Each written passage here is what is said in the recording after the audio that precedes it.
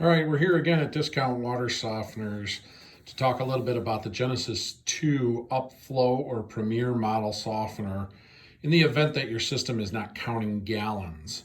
On the display, this will switch from current flow rate to the time of the next regeneration. If when you run your cold water in your house and your current flow rate does not register any gallons or your remaining never counts down, there's two things to look at. First and foremost is the meter cable plugged in. This meter cable with the gray tab actually is what counts your gallons. It needs to be plugged into the D-shaped opening between the bypass handle and the control valve. So if it's not, please plug it in and then check and see if it's running. If it is plugged in and it's not counting, what we want to do is we want to make sure that the meter turbine that came with the bypass in this pre-shrunk wrap package, which was inside of there, but you can't see it, it's still in the bypass. So the way to check that, you will have to put your system into bypass by turning this handle to bypass mode. So now the water is not going through your water softener. But to depressurize the unit, you're going to have to push and hold the second button from the left and start a regeneration.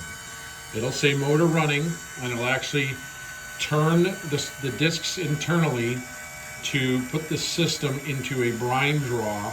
And once the brine draw starts counting down, you'll know that you've relieved the pressure and it's safe to remove the clips that are holding the control valve to the bypass. So we see the brine and slow rinse start, and it's counting down the seconds.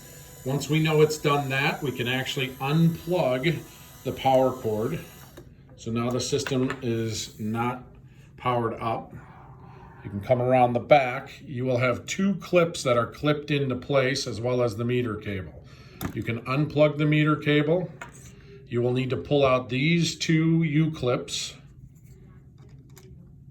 Okay, and then you'll be able to pull the control valve away from the bypass. Now, I'm moving this around because it's not plumbed in, but you will be able to look into the left side of the assembly and you should see the turbine in there. It looks like a little jet engine turbine. The right side will have nothing.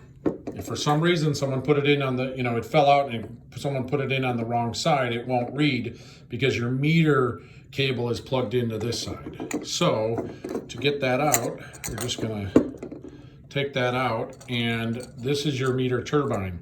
If you blow into it or spin it with your finger, it should spin freely and it's got magnets on it. The way that it gets inserted is with the torpedo looking thing forward, and then it'll go in and you have to turn it a couple of ways because there are some indentations so that the meter actually goes in all the way.